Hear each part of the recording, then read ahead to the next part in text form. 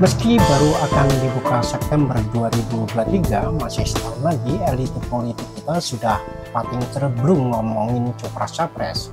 Bahkan SBY sudah teriak-teriak akan turun gunung. Entah sudah turun atau belum, kalau sudah turun sampai di mana, dan pertanyaan detailnya turun dengan selamat atau babak bundas.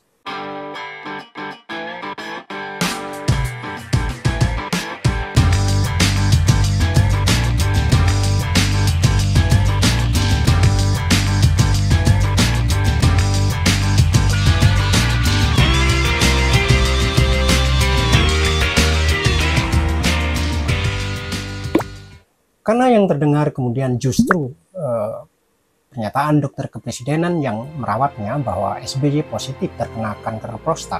Meski bekas presiden di Indonesia masih jadi urusan negara, maksudnya makan anggaran negara juga. Tak beda dengan anggota parlemen yang 5 tahun bertugas non-karier tapi dapat duit pensiunan pula. Ketika Menkeu Sri Mulyani ngomongin mau meninjau kebijakan keuangan negara berkait uang pensiunan politik ini, para anggota parlemen gempar. Tapi kalau mau bereaksi secara terbuka, mereka mikir dampak politik. Rakyat jelantah ibarat rumput kering, mudah dibakar dan terbakar. Menunjukkan tingkat moralitas politikus mungkin iya, tapi mungkin juga karena sedang membangun citra, karena meski Belanda masih jauh, pemilu selalu di depan matamu tentunya. Tapi masih ngomongin politik, ini tentang politik cinta, politik kemanusiaan, atau politik kebudayaan. Semoga bisa membuat makin adem seiring hujan yang makin rajin menyambangi bumi. Nah, tapi mau adem bagaimana, Buya Hamka pernah ngendiko, cinta itu perang, yakni perang yang hebat dalam rohani manusia. Jika ia menang, akan didapati orang yang tulus, ikhlas, luas pikiran, sabar, tenang hati. Tapi jika ia kalah, akan didapati orang yang putus asa, sesat, lemah hati, kecil perasaan, dan bahkan kadang-kadang hilang kepercayaan pada diri sendiri. Kadang agak jerih juga dengan bahasa sastrawan. Cinta itu perang, tulis Buya Hamka. Cantik itu luka, tulis Eka Kurniawan. Sementara Sutarji Galsumbachri, duka itu haha.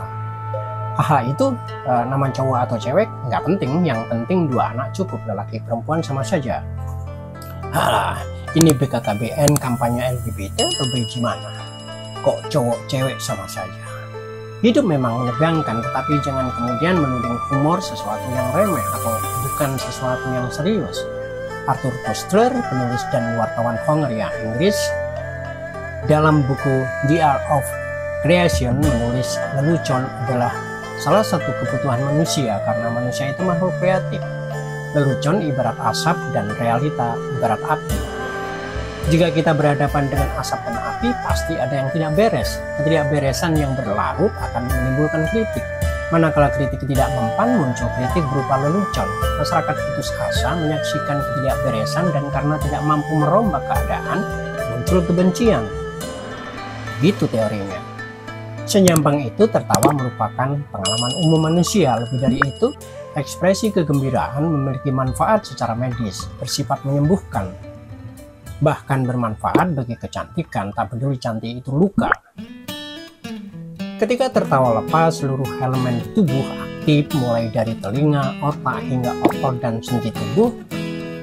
Dalam kondisi itu, tubuh mengeluarkan hormon dopamin, pemicu rasa bahagia yang segera menjalar ke seluruh jaringan tubuh. Tertawa terbahak-bahak juga menguatkan diafragma atau otot di bawah paru-paru, mampu mempertahankan kadar gula dalam darah sehingga baik bagi penderita diabetes.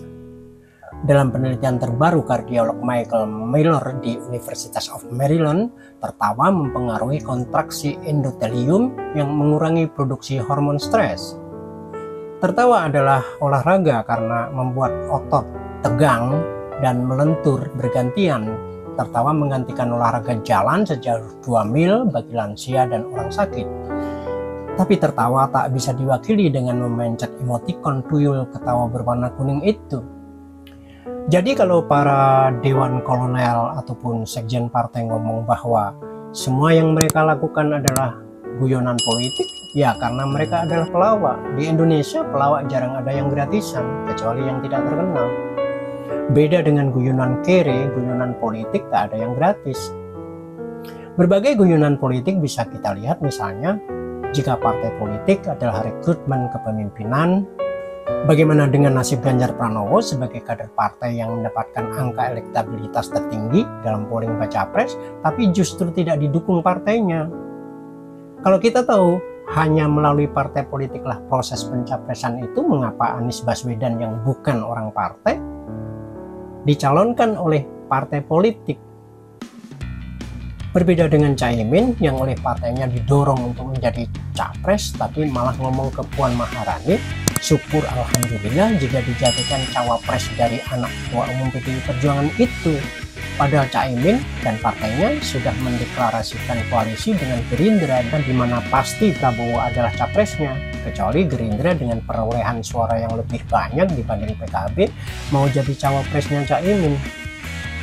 Berbeda lagi dengan KIB dengan PPP, Golkar dan PAN sudah berkoalisi beberapa bulan lalu, tetapi tidak pernah ngomong mengenai capres-capres, seolah hanya hendak merentalkan partai-partai mereka bila-bila masa ada capres yang tak punya kendaraan, dan seterusnya. Begitu banyak guyonan politik, sebagaimana guyonan politik ayah dan anak dari Partai Demokrat yang membutuhkan partai lain untuk memenuhi electoral threshold-nya, tapi suka marah-marah pada partai lain, kecuali pada Nasdem yang sudah mencapreskan Anies Baswedan, sampai-sampai dikatakan bahwa AHY itu adalah orang yang paling dekat dengan Anies Baswedan.